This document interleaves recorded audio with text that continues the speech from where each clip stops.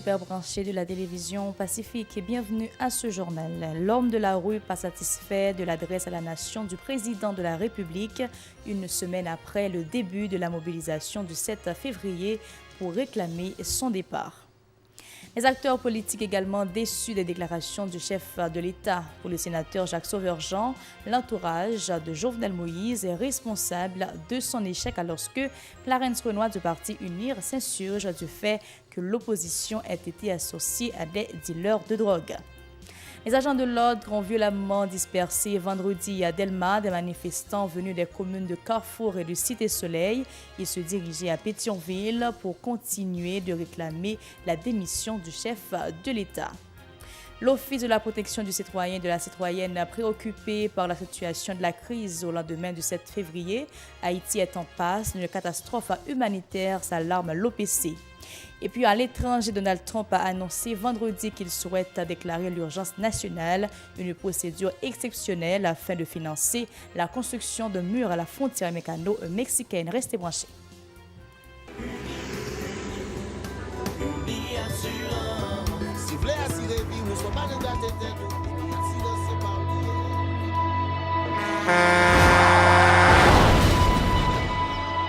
En général, moun pa reme pran assurance. Yo considéré que son l'argent rejeté.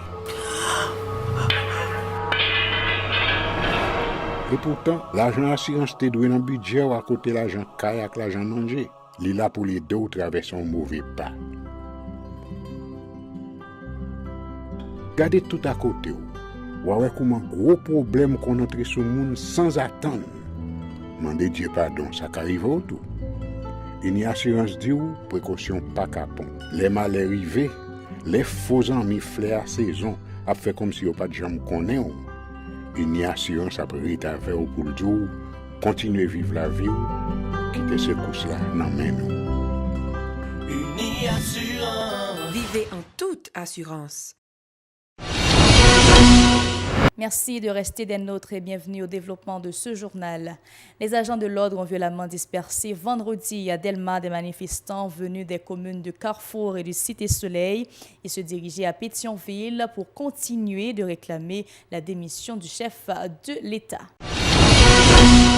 Les citoyens de la capitale ont vertement critiqué l'adresse à la nation du président de la République une semaine après le 7 février.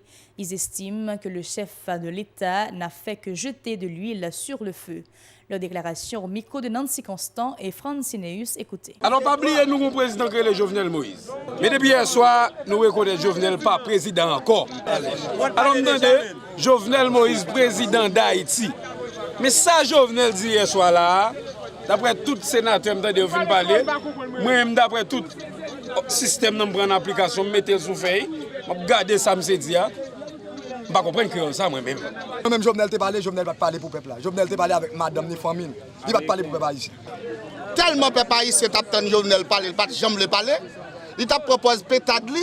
Je ne sais pas c'est pour magie peuple là faire pour Jovenel parler. Parce que nous sommes contents Jovenel parler, c'est ça que fait hier. Côté que nous baillons en Béli, pour lui même nous prenons le piège, nous pas fait aucune manifestation, nous pas fait aucun rien, attester pour connaître l'arrière calme et puis profiter ça lui parler. Et puis là, parler, c'est pour que l'huile lui mettre sous du feu. Discours Jovenel fait hier là, il insulte le peuple là même. Parce que dans 10 départements, près de environ 12 millions de gens prennent la rue. Ils ont dit rejeter monsieur parler, monsieur traité de dealer de drogue, de bandits qui a ZAM qui terrorisé la population. Par ailleurs, ces citoyens plaident en faveur de la poursuite du mouvement dans l'optique de pousser le locataire du Palais national vers la sortie. Écoutons leurs propos recueillis par Nancy Constant et Francineus. Le peuple a résilié dans Goumen et nous prenons jusqu'au bout que nous renverser pour PHT 4 Caléa sous pouvoir. Jodi, ça qu'a fait là, le peuple haïtien révolté. Ce n'est pas le monde qui met le peuple là dehors. Il y a 4 milliards, 200 millions de dollars qui dépensent le pays. Quand on vient de après tout l'argent ça, attestant que petit ou bral payer l'argent ça, et nous commençons à payer. Quand on environ 15 personnes mettent ensemble volant l'argent ça, quand on Jovenel impliqué très fort dans l'argent ça, et bien nous-mêmes nous disons l'argent ça, il faut que nous soyons capables de joindre ni. Situation, c'est le peuple haïtien qui doit assumer responsabilité. Parce que on sait Jovenel pas à cause de 12 millions de gens qui souffrent. c'est haïtien qui pour assumer responsabilité et c'est pas moun qui met peuple là dans la rue, c'est le peuple qui dit situation à vivre là pas bon. Bataille qui gagne et pas une bataille, je dis c'est Jovenel, je dis oui, c'est bataille l'État, mais c'est une bataille système. Palais national, son système compilé, son système mafia. Des habitants continuent de lancer un cri d'alarme face à la pénurie d'eau et de carburant constatée dans plusieurs endroits de la zone métropolitaine de Port-au-Prince. Ils n'ont pas aussi caché leur désespoir suite à la flambée des prix des produits de première nécessité sur le marché local, une crise qui s'est accentuée à partir du 7 février. Écoutons leurs propos.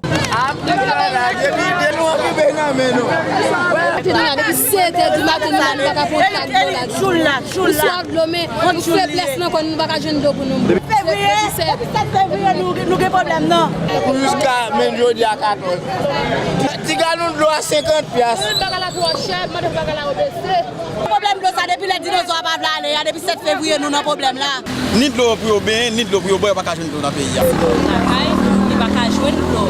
Et en bas notre là nous fait tout parcours nous pas joindre l'eau. Ouais, monsieur ça là bon, alors je là beaucoup joindre l'eau censé tourner là Et puis des acteurs politiques également déçus des déclarations du chef de l'État. Le sénateur Jacques Sauveur-Jean croit que Jovenel Moïse a raté son discours en raison des pressions dont il est l'objet de la part notamment de son entourage. Le parlementaire se prononce toujours pour un dialogue constructif entre tous les acteurs pour sortir le pays de l'impasse. Écoutons. C'est pas ce que le président fait. En plus, le monde ne peut pas comprendre les métiers venus comme ça. Il faut prêter attention à sa matière. Ce n'est pas l'esprit qu'il fait. Lui-même, pour qu'on parle bien en notre page, de retrouver nos situations, côté que pression que prend de part et d'autre, sont monde qui besoin d'assistance. C'est que le monde qui entoure, ils ont mal comprendre qui j'en peux assister. Il y a poussé exactement dans la mauvaise direction, mais cependant, il était des gens qui plus lucides autour de lui. Il a joué en demi-marin pour sortir de lui. On a affaire avec l'opposition et un pouvoir qui, tous deux, vont se fou. Puisqu'ils revendiquent autre chose. La population revendique un mieux-être. Et ils ne sont pas capables d'apporter ce mieux-être à la population face à la situation compliquée qu'ils sont en train de vivre. Et qu'on est là, nous venons déclarer la guerre. De son côté, le coordonnateur du parti Union nationale pour l'intégrité et la réconciliation UNIR reproche au chef de l'État le fait d'avoir associé l'opposition à des bandits armés et des dealers de drogue. Il menace de bouder le processus de dialogue. Clarence Sonoa était joint au téléphone par Radio Pacifique. Écoutons ses propos. Définitivement, il y a son habitude, les hommes politiques nous gagnent. Moi, c'est Clarence Sonoa qui va là-dedans, pour circuler avec des chefs de gang. Parce qu'il est rentable. On a cherché poste électif pour aller en bidonville, avec maintenant coup, avec chef de gang, avec dealer de drogue, que la police internationale a recherché et que vous venez par arrêter. Sur le plan national, mais international.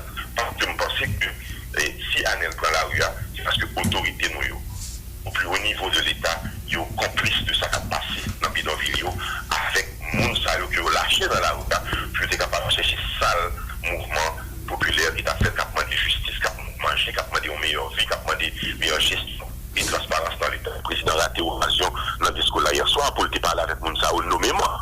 Pour le dire dans le dialogue que je voulais faire à moi-même pour le réussir, j'ai besoin un tel vin là-dedans. Il m'a tendu, il m'a cherché, il m'a invité, il m'a supplié pour le vin là-dedans. Il n'a pas fait.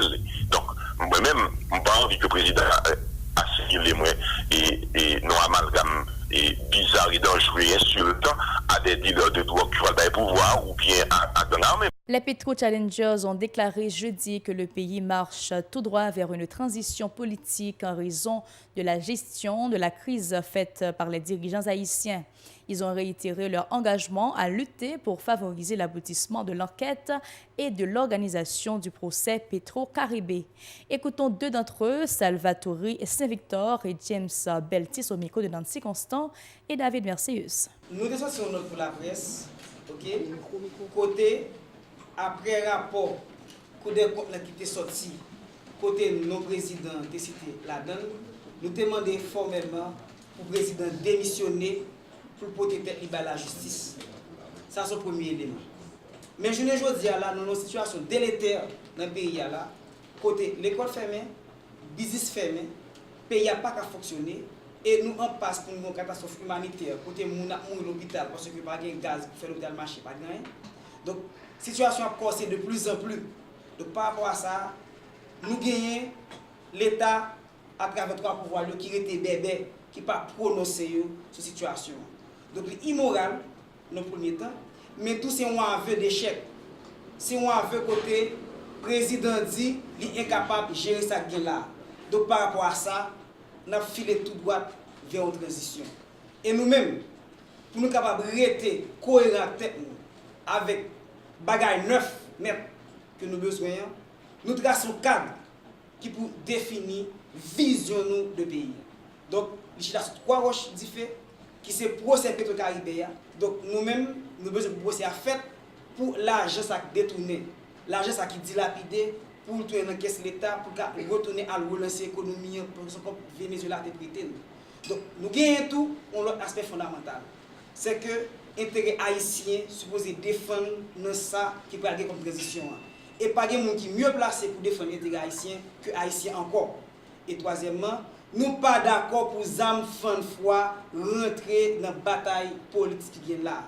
Donc, nous demandons pour solution qui vient là pour ne pas gagner l'utilisation des âmes fin de foi là.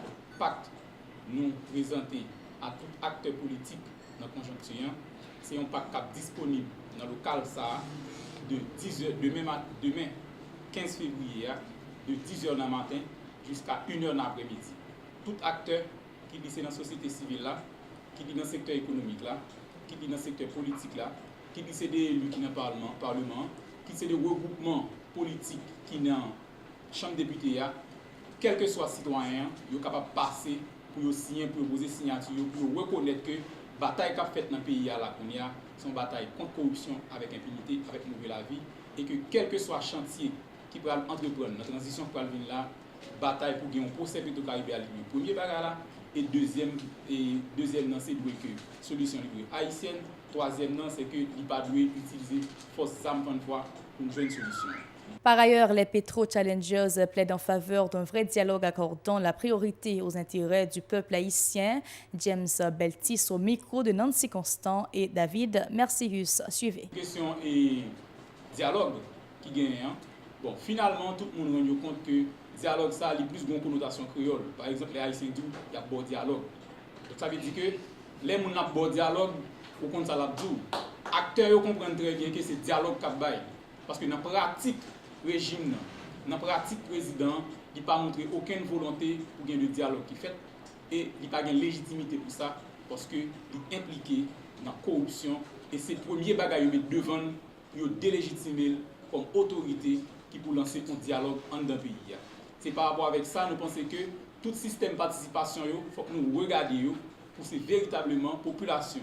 Tout acteur qui participer et pour gagner des acteurs crédibles qui émergent dans la transition qui pourra favoriser que Haïtiens chita entre eux. Autre nouvelle, l'Office de la protection du citoyen et de la citoyenne préoccupé par l'accentuation de la crise au lendemain du 7 février.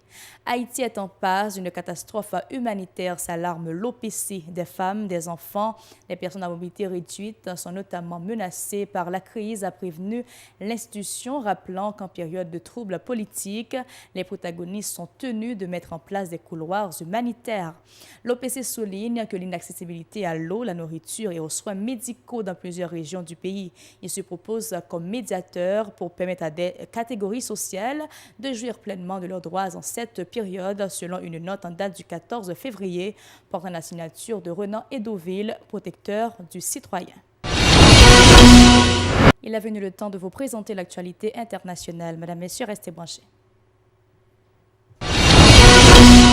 À l'étranger, Donald Trump a annoncé vendredi qu'il souhaite déclarer l'urgence nationale, une procédure exceptionnelle afin de financer la construction d'un mur à la frontière américano-mexicaine. Cette procédure est qualifiée d'illégale par les chefs démocrates du Congrès américain. Elle permet théoriquement de contourner le Congrès afin de débloquer des fonds pour construire son ouvrage phare, promesse de la dernière élection présidentielle contre l'immigration clandestine. C'est la fin de ce journal. Un plaisir de vous avoir informé sur la télévision Pacifique. Mesdames, Messieurs, restez branchés pour la suite des programmes.